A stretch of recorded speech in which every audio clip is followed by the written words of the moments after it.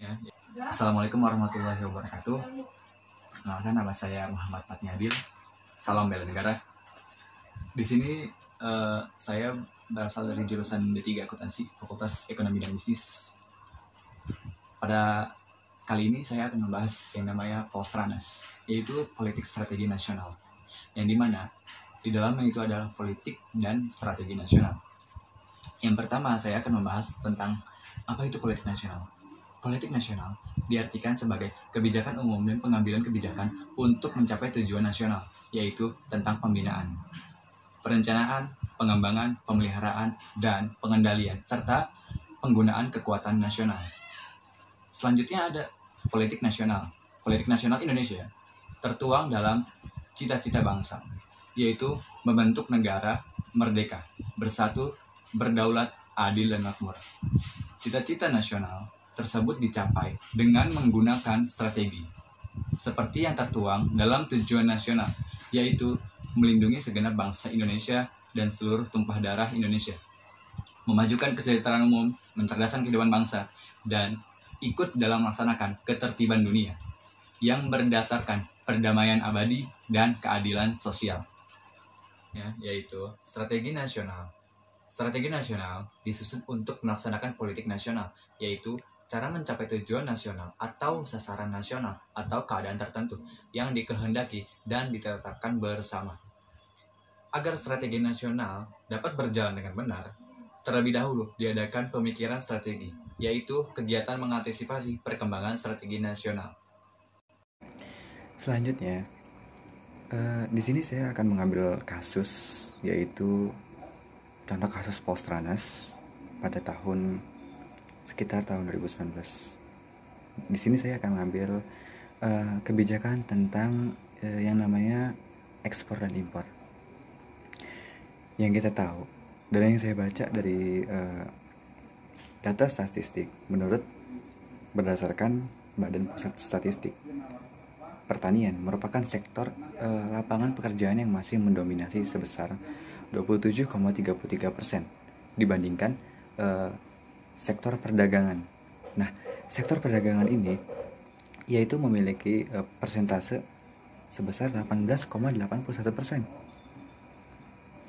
Dan industri pengolahan yaitu sebesar 14,96%.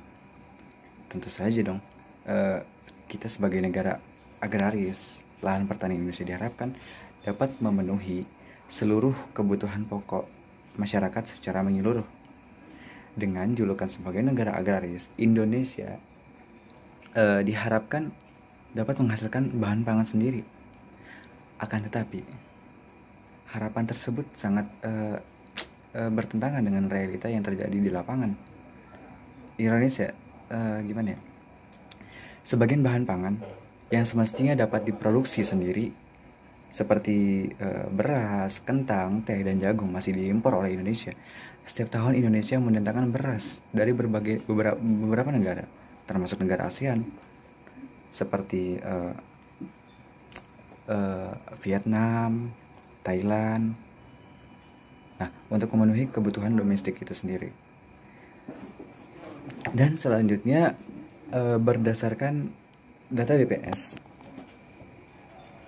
Oktober tahun 2019, impor beras dari Vietnam mengalami kenaikan dari tahun 2017 sebesar 16.599,9 ton menjadi 767.180,9 ton. Ini cukup signifikan, kenaikan yang benar-benar di atas 100%. Karena kenaikan impor ini justru sangat tidak relevan terhadap julukan terhadap negara kita yaitu sebagai negara agraris. Dan selanjutnya, jika dari Thailand sendiri, diimpor dari Thailand yaitu pada angka 108.944,8 ton. Itu tahun 2017. Coba kita lihat pada tahun 2018. Tahun 2018 ini tuh sangat banyak juga, yaitu sekitaran angka 795.600,1 ton. Itu tahun 2018. Selain data-data yang di atas yang saya sebutkan tadi, menurut BPS, adanya ketergantungan Indonesia terhadap impor, yang dimana beras ini selama ini karena produksinya terbatas dalam negeri. Yang pertama, produksi dalam negeri terbatas, sedangkan permintaan domestik itu tinggi. Kelebihan permintaan di pasar domestik, jadi impornya hanya menjadi pelengkap aja, dibalik adanya keterbatasan produksi di dalam negeri. Yang kedua yaitu ada produksi dalam negeri itu terbatas, sedangkan permintaan domestik tinggi, sehingga dengan adanya impor akan mengurangi produksi dalam negeri. Yang ketiga, dilihat dari sisi neraca perdagangan atau neraca pembayaran. Nah, impor lebih menguntungkan karena produksi dalam negeri itu bisa untuk ekspor, dengan asumsi harga ekspor di pasaran luar negeri lebih tinggi daripada harga impor yang harus dibayar. Kenaikan impor tidak mengurangi produksi dalam negeri, akan tetapi meningkatkan ekspor, atau bahkan jika kapasitas produksi dalam negeri belum sepenuhnya terpakai. Karena kenaikan impor bisa berkorelasi positif dengan kenaikan produksi dalam negeri atau ekspor. Dengan asumsi bahwa permintaan luar negeri terhadap produk dalam negeri itu meningkat. Jadi Indonesia ini bak buah si malakamat. Pembahasan mengimpor beras tentu tidak akan ada habis-habisnya. Selain karena 3 alasan di atas yang saya sebutkan tadi, impor beras memang pemerintah sendiri mengalami kekhawatiran terhadap pasokan beras dan kondisi lahan yang ada di Indonesia.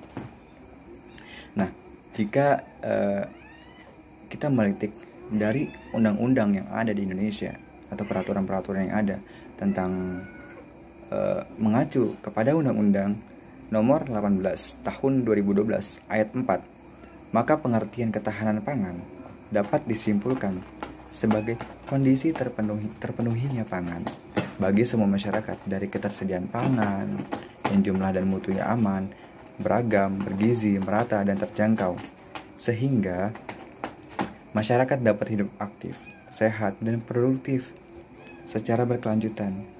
Nah, keberpihakan pemerintah inilah terhadap rakyat, dan negara kita ini benar-benar harus berdiri di kaki sendiri. Jangan kita terpengaruh dengan negara-negara luar, padahal kita bisa memproduksi itu sendiri. Maka dari itu saya sebagai mahasiswa itu sangat prihatin terhadap perlakuan pemerintah terhadap rakyat itu, apalagi terhadap kebutuhan pokok. Bisa-bisanya negara kita itu tidak bisa yang namanya defisit terhadap produksi beras, padahal kita itu sebagai negara agraris. Maka dari itu saya sarankan kurangi impor,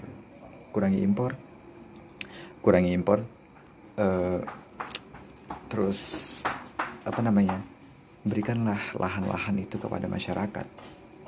Sediakan masyarakat itu lahan-lahan untuk bertani, membuka lahan untuk bertani, tetap yang namanya memperhatikan lingkungan, melestarikan lingkungan, tetap menjaga lingkungan. Akan tetapi mempekerjakan masyarakat itu akan lebih baik dan akan memperbaiki tingkat persentase kemiskinan yang ada di Indonesia itu menurun, dan tingkat presentase impor itu sendiri menurun juga, karena dengan mempekerjakan masyarakat, PDB kita akan meningkat, kemiskinan kita akan menurun, maka perekonomian masyarakat akan meningkat juga.